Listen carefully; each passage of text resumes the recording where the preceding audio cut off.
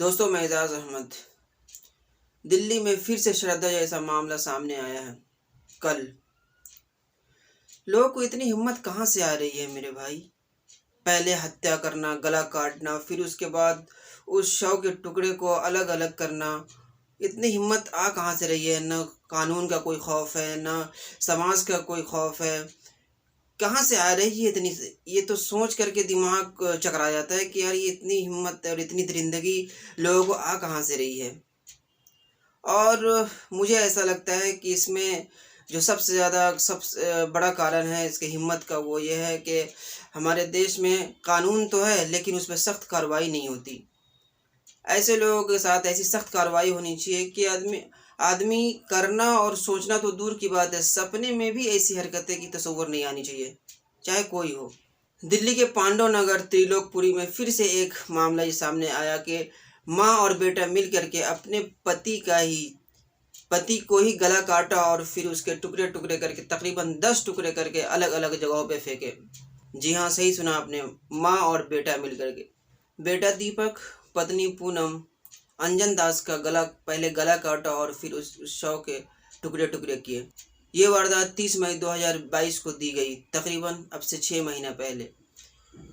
और उस शव के टुकड़े को जहाँ लोग नहीं आता जाता था, जैसे रामलीला मैदान के ऐसे जगह पर जहाँ पे लोग आते जाते नहीं थे, और फिर उसी तरह के अशोक नगर के गंदे नाले में ये शव को फेंका। ये मामला वह सामने आया जब लोगों की शिकायत पर लोगों ने पुलिस से शिकायत की कि यहाँ से कुछ अजीब सी बहुत बुरी तरीके से स्मेल आ रही है। पुलिस तफ्तीश शुरू की तो आदमी के शव का टुकड़ा मिला। पहले तो ये पुलिस को ऐसा लगा कि श्रद्धा का मामला हुआ है, तो श्रद्धा की बॉडी कई जगहों पर फेंकी गई है, तो शायद श्रद्धा का ही तो नहीं है। श्रद्धा के बॉडी को और इस बॉडी को टुकड़े को मैच किया गया तो डिफरेंट था। फिर तफ्तीश शुरू की, लेकिन पुलिस को ज़्यादा कुछ खास, सिर्फ बॉडी मिलने के अलावा, बॉडी के हिस्से को मिलने के अलावा और कुछ खास नहीं लग रहा था। ये तफ्तीश जारी रही। कल इसका खुलासा ये हुआ जब आरोपी को पकड़ा गया। आरोपी पूनम और उसका बेटा दीपक पकड़ा गया तो ये पूरे खुलासे सामने आए कि अंजन दास का पहले गला काटा गया और फिर गला काट के पूरी दिन उस बॉडी को छोड़ दिया गया। पूरी दिन पूरी रात उस बॉडी को छोड़ दिया गया ताकि उसके अंदर का पूरा ब्लड, उसका खून निकल जाए और बॉडी पूरी तौर पे सूख जाए। उसके बाद उस बॉडी को काटा, तकरीबन 10 टुकड़े किए उसके, और बॉडी के हिस्से को अलग अलग जगह पे फेंका और जो खोपड़ी था, सर था, उसको गड्ढा खोद करके गाड़ दिया। खून और बाकी प्रूफ को मिटाने के लिए उस घर का इन लोगों ने पेंट भी कर दिया था। आरोपियों ने यह भी बताया कि ये अंजन दास बिहार का रहने वाला था और इसके बिहार में एक और शादी थी। इसके वहाँ 8 बच्चे भी थे।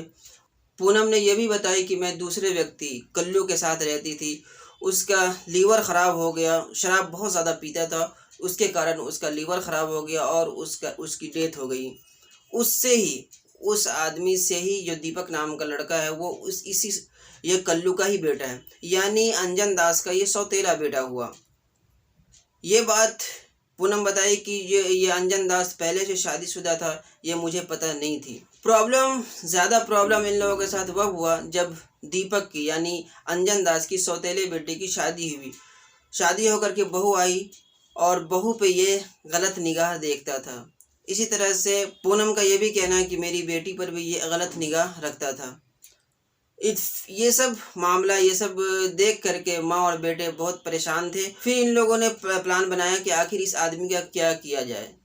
इनके दिमाग में यही शैतानी और खुराफाती आइडिया आया कि हम लोग कमाते हैं, हम सब मिल करके कमाते हैं और ये इसकी भी मज़े लेता है और फिर ये गंदी हरकतें। ऐसा किया जाए कि इसको दुनिया ही से ख़त्म कर दिया जाए और इसका पूरी तौर पे प्रूफ मिटा दिया जाए ताकि कभी हम लोग पकड़ाए नहीं। लेकिन याद रखें, जुर्म आज न कल जुर्म सामने आ ही जाता है। आज हो, कल हो, 1 महीने बाद हो, साल भर हो, कभी भी ये सामने आना ही आना है। ये याद रखें, और आता ही है। फिलहाल अब ये लोग पुलिस हिरासत में हैं।